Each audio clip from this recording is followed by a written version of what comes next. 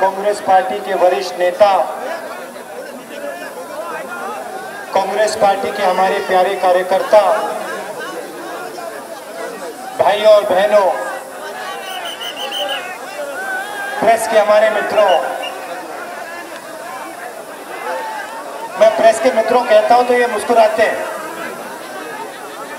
आप सबका यहाँ बहुत बहुत स्वागत, नमस्कार। कैसे हैं आप? ठीक है। ये यात्रा कन्याकुमारी से शुरू हुई और अब हम महाराष्ट्र में हैं। तकरीबन 65 दिन हम चले हैं और ये श्रीनगर तक यात्रा जाएगी। 3500 3600 किलोमीटर चलेगी और इसमें लाखों लोग चल चुके हैं और लाखों और लोग चलने वाले हैं। यात्रा का लक्ष्य जो देश में नफरत फैलाई जा रही है, हिंसा फैलाई जा रही है और डर फैलाया जा रहा है, उसके खिलाफ खड़ा होना, उसके खिलाफ हमने ये यात्रा शुरू की। देखिए, आरएसएस बीजेपी का तरीका क्या करते हैं? वो सबसे पहले वो समाज में डर फैलाते हैं। लोग सोचते हैं कि बीजेपी और आरएसएस नफरत फैलाते हैं, मगर नहीं, पहले वो डर फैलाते हैं और डर को नफरत में बदलते हैं। तो डर कैसे फैलाते हैं? सबसे पहले जो इस देश को भोजन देता है, देश का किसान दिन भर 24 घंटा काम करता है। वो यात्रा में हम 6 बजे शुरू करते हैं, हिंदुस्तान का किसान 4 बजे काम शुरू करता है और कोई 4 बजे शुरू नहीं करता है और कोई 4 बजे काम शुरू नहीं करता है। हिंदुस्तान का किसान 4 बजे काम शुरू करता है। तो सबसे पहले ये लोग हिंदुस्तान के किसान के दिल में डर भरते हैं। कैसे भरते हैं मैं बताता हूं। सबसे पहले किसान को सही दाम नहीं देते। किसान 24 घंटा काम कर ले, कोई भी चीज उगा ले, कपास उगा ले, गेहूं, गन्ना, जो भी, मगर ये सरकार उसे सही दाम नहीं देगी। पहला तरीका ये है। दूसरा तरीका, आपसे बीमा का पैसा भरवा लेती है। लेती है नहीं लेती है? लेती है ना? ठीक है। आप पैसा देते हो, पहले सरकारी कंपनी को देते थे, अब नरेंद्र मोदी जी की सरकार में प्राइवेट कंपनी को देते हो। सही बोला गलत बोला? सही बोला। अब आप हिंदुस्तान के किसान हजारों करोड़ रुपए अपना खून पसीने का पैसा बीमा में देते हो। आंधी आती है,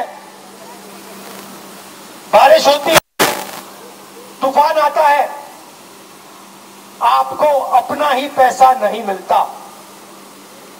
सही बोला गलत बोला? तो हजारों करोड़ रुपए हिंदुस्तान के किसान के जेब में से निकाले जाते हैं और सीधा प्राइवेट कंपनी वालों के जेब। कि तूफान आएगा, आंधी आएगी, आपका खेत बर्बाद होगा, फसल बर्बाद होगी तो बीमा का पैसा मिलेगा। पता लगता है 1 रुपया नहीं मिलता। सड़क पे मुझे यही किसान बोल रहे हैं। जो भी किसान मेरे पास आता है मैं कहता हूं उससे, भाई बीमा का पैसा भरा? हाँ भरा। जब आपका नुकसान हुआ पैसा वापस मिला? नहीं मिला। दूसरा डराने का तरीका ये। तीसरा तरीका, जब आपको फसल बेचने का समय आता है, हिंदुस्तान की सरकार एक्सपोर्ट बंद कर देती है, इंपोर्ट चालू कर देती है। बात समझ आई? समझ आई? तो आपका जो दाम होता है वो गिरता है, खरीद लेते हैं। तीसरा तरीका। चौथा तरीका, हिंदुस्तान के अरबपतियों का ये 2 मिनट में कर्जा माफ कर देते हैं, मगर हिंदुस्तान के हजारों किसान आत्महत्या कर दे, आपका कर्जा माफ नहीं हो सकता। चौथा तरीका। तो किसान के दिल में ऐसे डर भरते हैं। एक तरफ नरेंद्र मोदी भाषण करेंगे, दूसरी तरफ आप जेब में से मिलेगा। पांचवा तरीका, डीजल, पेट्रोल और गैस के दाम बढ़ाते हैं। इंटरनेशनल मार्केट में कुछ भी हो जाए, पेट्रोल के दाम गिरे, डीजल के दाम गिरे, तेल के दाम गिरे, हिंदुस्तान में नहीं गिर सकते, कभी नहीं गिर सकते एनडीए की सरकार में। प्रधानमंत्री जी आते थे, कहते यूपीए के समय कहते थे 400 रुपए सिलेंडर के हो गए हैं, शर्म करो। आज रेट क्या है? 1000 रुपए हो गया ना, 1200। आज शर्म की बात क्यों नहीं करते प्रधानमंत्री? और ये जो भाइयों और बहनों, ये जो 400 रुपए सिलेंडर मिलता था और आज जो ये 1200 का हो गया, ये पैसा कहां जा रहा है? ये आपने कभी सोचा? ये आपने कभी सोचा ये जो पैसा आपकी रसोई में से छीना जा रहा है, ये जा कहां रहा है? ये सोचा आपने? नहीं सोचा। ये हिंदुस्तान के सबसे बड़े अरबपतियों के जेब में जा रहा है सीधा। ये नाम ले लिए, देखो नाम ले लिए, पूरा हिंदुस्तान जानता है। तो किसान को ये ऐसे डराते हैं। अब चलिए छोटे दुकानदार की बात करते हैं, स्मॉल और मीडियम साइज बिजनेस की बात करते हैं, जो इस देश की रीढ़ की हड्डी है, जो इस देश को रोजगार देते हैं। ये जो अरबपति हैं 2-3 जिनके आपने नाम लिए, 2-3 नहीं, 2।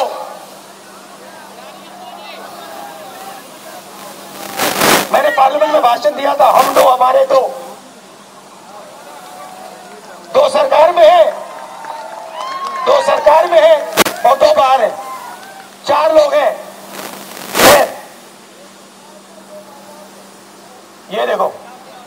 ये देखो इन्होंने बोला 2 सरकार में 2 बाजार में। तो छोटे दुकानदार, स्मॉल और मीडियम बिजनेस वाले देश को रोजगार देते हैं। कोई 200 युवाओं को रोजगार देता है, कोई 400 को, कोई 500 को, 1000 को, कोई 2000 को। और ऐसे हिंदुस्तान में लाखों बिजनेस होते थे, लाखों छोटी छोटी दुकानें। अब प्रधानमंत्री जी ने मन बना लिया है,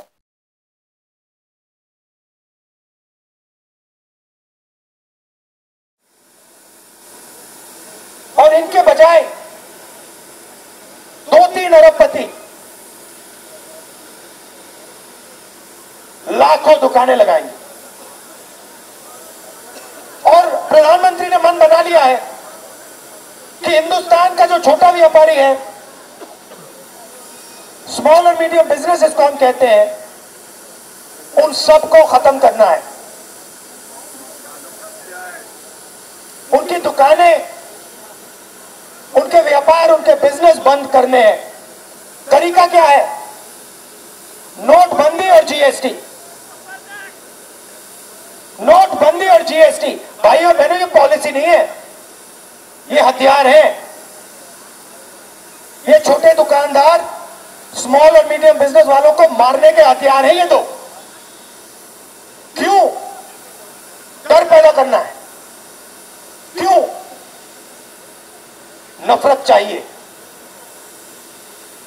देश को बांटना है, देश में हिंसा फैलानी है और जनता का ध्यान असली मुद्दों पर नहीं आने देना है। हिंदुस्तान में एक ही असली मुद्दा है भाइयों और बहनों। मैं सड़क पे चल रहा हूं, एक ही मुद्दा है। छोटा व्यापारी, मजदूर, किसान, स्मॉल मीडियम बिजनेस वाले, सब के सब एक ही चीज की बात करते हैं। हर माता पिता चाहता है कि उसके बच्चों को रोजगार मिले। यह एक ही मुद्दा है हिंदुस्तान में, और कोई मुद्दा नहीं है। इसकी बात नहीं करेंगे। ये सब जो माल आता है, ये जो टेलीविजन कैमरा है, आपकी जेब में मोबाइल फोन है, ये शर्ट जो पहने हो, कहां से आता है? फोन को घुमाओ, उसके पीछे पड़ो, कहां से आता है? चाइना से आता है। जब चाइना से यहां आता है, फायदा किसको होता है? चाइना को होता है। और किसको होता है? जो लोग चाइना का माल हिंदुस्तान में बेचते हैं उनको होता है।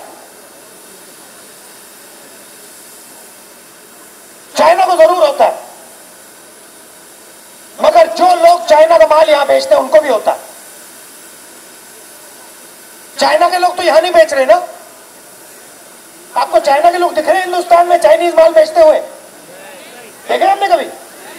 ना, हिंदुस्तानी लोग हैं ये बेच रहे हैं। मेरा कहना क्या है, ये फोन के पीछे मेड इन चाइना नहीं होना चाहिए। ये फोन के पीछे made in India, made in Maharashtra, made in Nashik, ये होना चाहिए। मेड इन औरंगाबाद, और बोलो,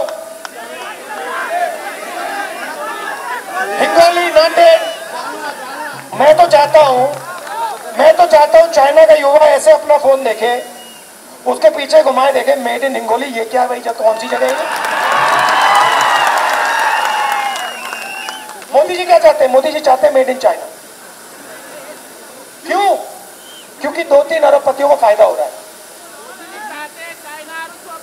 2-3 अरबपतियों को फायदा हो रहा है। भाइयों बहनों, बात समझो। ये फोन हिंदुस्तान में किसने बेचा है? किसने बेचा है?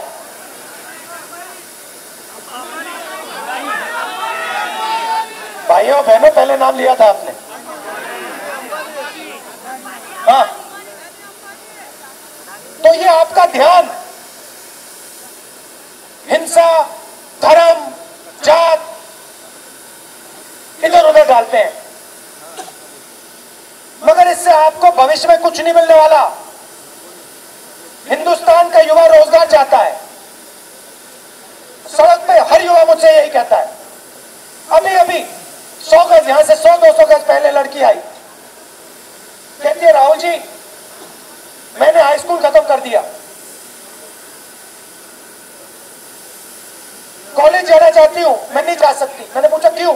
सरकारी कॉलेज है ही नहीं, सब प्राइवेट है, लाखों रुपए देने मैं नहीं दे सकती, मैं डॉक्टर बनना चाहती हूं, क्या करूं? एक नहीं है भाई और बहनों, ऐसे करोड़ों युवा हैं हिंदुस्तान में, करोड़ों हैं। और ये सब के सब अगर इनसे काम निकाल लिया, ये चाइना को पटक फेंक देंगे, 2 मिनट नहीं लगेगा।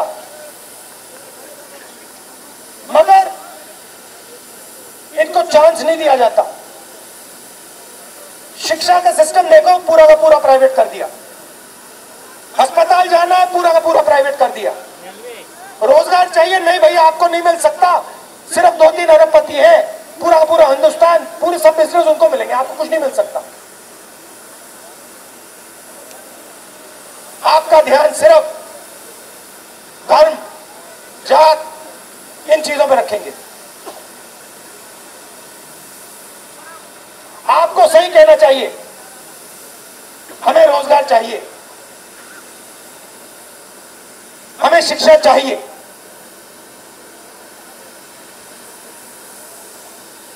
सरकार की जिम्मेदारी है ये बिजनेस वालों की जिम्मेदारी नहीं है, उनका काम नहीं है। ये कर सकते हैं, मना नहीं कर रहा हूं, मगर ऑप्शन तो होना चाहिए। गरीबों के लिए कोई ना कोई ऑप्शन तो होना चाहिए। अगर गरीब बच्चा लाखों रुपए नहीं दे सकता, कहां जाए वो? अच्छा, पहले एक और रास्ता हुआ करता था जिसको हम पब्लिक सेक्टर कहते थे। BHEL, HAL, भारत पेट्रोलियम, आप नाम जानते हो। रेलवे, सबसे बड़ा रेलवे, अब ये क्या कर रहे हैं? वो भी रास्ता बंद कर रहे हैं। रेलवे में प्राइवेटाइजेशन शुरू कर दिया। BHEL, ये सब के सब एक के बाद एक एक, ये भैया आपकी पूंजी है, ये आपके हीरे हैं, ये आपने बनाए हैं। अच्छा, फिर नई चीज चालू की है, अग्निवीर योजना, सुना आपने? अब आप इसको समझो। जो जवान होता है, मेरे साथ चले, मैंने उनसे पूछा, भैया बताओ अग्निवीर के बारे में बताओ। मुझे कहते हैं, राहुल जी देखिए, जो सेना में जाता है, एयरफोर्स में जाता है, नेवी में जाता है, BSF में जाता है, CRP में जाता है, वो अपनी जान देश को देने के लिए जाता है, वो फ्री में नहीं जाता। ये पुलिस वाले हैं, CRP के लड़के यहां खड़े हैं, ये अपनी जान देने के लिए खड़े होते हैं।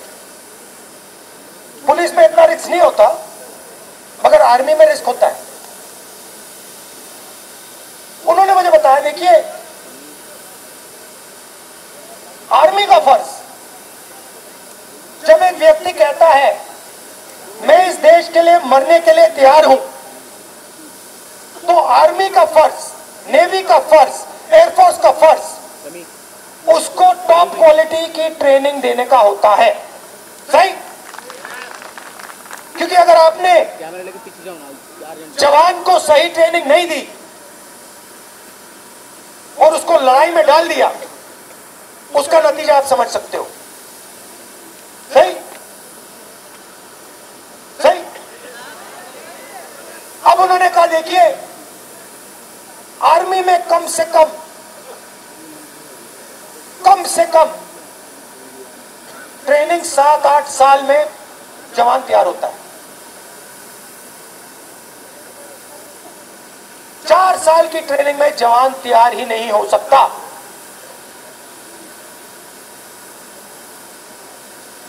और 6 महीने की ट्रेनिंग में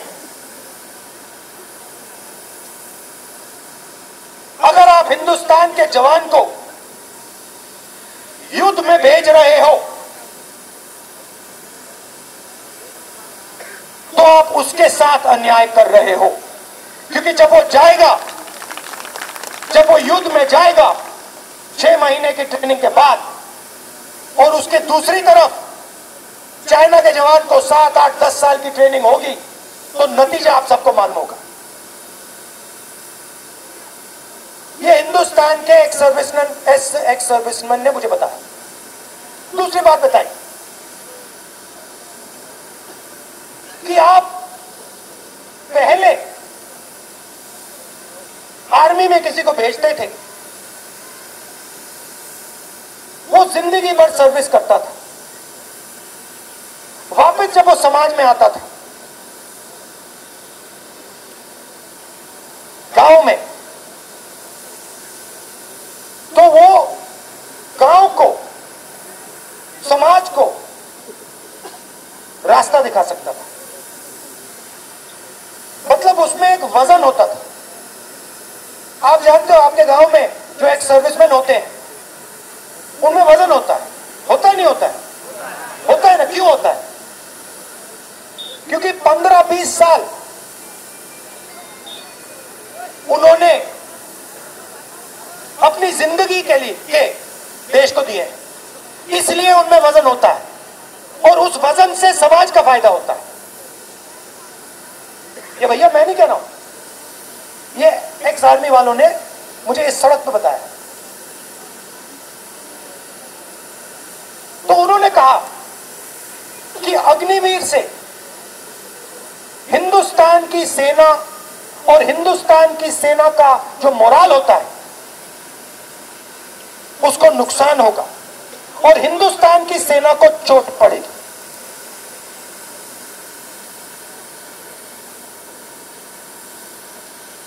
तीसरी बात कही, आप लाखों युवाओं को हथियार चलाने की ट्रेनिंग दे रहे हो, लाखों युवाओं को हथियार चलाने की ट्रेनिंग दे रहे हो। पहले आप उन व्यक्तियों को, उन युवाओं को जॉब सिक्योरिटी देते थे, उनसे कहते थे देखो भैया ये आपकी ट्रेनिंग है, आप ट्रेनिंग करो और फिर 20-25 साल आपकी जिंदगी का गारंटी है। अब आप क्या कर रहे हो? अब आप लाखों युवाओं को हथियार की ट्रेनिंग दे रहे हो और फिर उनसे कह रहे हो भैया आप 4 साल सर्विस करो और फिर वापस गांव में जाओ। और जब वो वापस गांव जाएंगे आप उनसे कहोगे भैया देखो हिंदुस्तान में हम आपको रोजगार नहीं देंगे। क्या होगा? क्या होगा? बेरोजगारी होगी। और क्या होगा? हाँ। तो क्या बोला? तो क्राइम बढ़ेगा। तो ये नरेंद्र मोदी जी क्या कर रहे हैं? ये समाज में डर, नफरत, हिंसा फैलाने की कोशिश कर रहे हैं। चाहे नोटबंदी हो, चाहे अग्निवीर हो, चाहे जीएसटी हो, इनकी सब पॉलिसियां एक ही काम करती हैं, हिंदुस्तान के लोगों को डराने का काम करती है। जो डरता है वो बढ़ता है, जो डरता है उसके दिल में नफरत पैदा होती है, समाज बढ़ता है और फिर कहते हैं भैया हम देशभक्त हैं।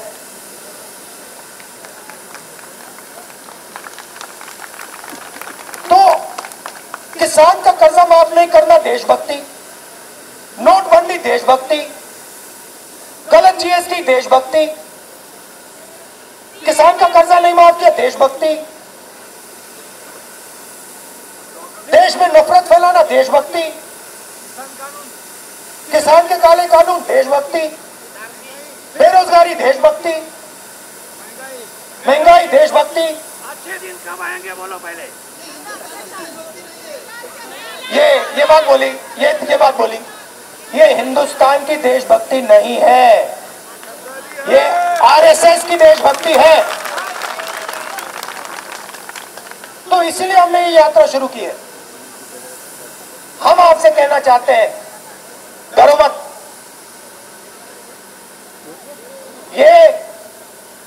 ये शिवाजी महाराज का देश है, ये बाबा साहेब अंबेडकर का देश है। इसमें आपको नहीं डरना, कुछ भी हो जाए नहीं डरना। और अगर आप डरोगे नहीं, आपके दिल में नफरत नहीं पैदा हो सकती, और अगर आपके दिल में नफरत नहीं पैदा होगी, हिंसा पैदा नहीं हो सकती। ज्यादा बोले तो इगड़ी लगती। और देखिए, मजे की बात बताता हूं। यात्रा सुबह 6 बजे शुरू होती है, 6 बजे। आज हम 25 किलोमीटर चले। मैं 6 बजे उठा और अभी नहीं, 5:20 पे उठा मैं, अभी 7:30 हो गए। मेरे चेहरे पे आपको थकान दिख रही है? मैं थका हुआ दिख रहा हूं? ये पटोले जी थके दिख रहे हैं? ये देखो मुस्कुरा रहे हैं, ये थके दिख रहे हैं? ये हो क्या रहा है? ये हम 1800-1900 किलोमीटर चल लिए, 65 दिन चल लिए, 7-8 घंटे, कोई थकान नहीं। क्यों? नहीं, वो छोड़ो, मगर थकान क्यों नहीं? क्योंकि ये जो शक्ति है ना, ये हमारी नहीं है, ये आपकी है। जब भी थोड़ी सी थकान होती है, आप इतना सा प्यार दे देते, थकान गायब हो जाती। तो मैं आप सबको दिल से धन्यवाद करना चाहता हूं। ये जो 3500 किलोमीटर है, ये हम 3500 किलोमीटर नहीं चल रहे, ये ऐसे लग रहा है कि हम 5 किलोमीटर चल रहे हैं। आपकी देन है, आपकी देन है, आपका प्यार है, आपका भरोसा है। इसके लिए दिल से बहुत बहुत धन्यवाद। और आखिरी बात मैं आपसे कहूंगा, जो आपके सबसे महान नेता ने आपसे कहा और आपको दिखाया, सिर्फ कहा नहीं, बहुत लोग कहते हैं, मगर करके दिखाया। डरो मत, किसी चीज से नहीं डरो। बहुत बहुत धन्यवाद। जय हिंद।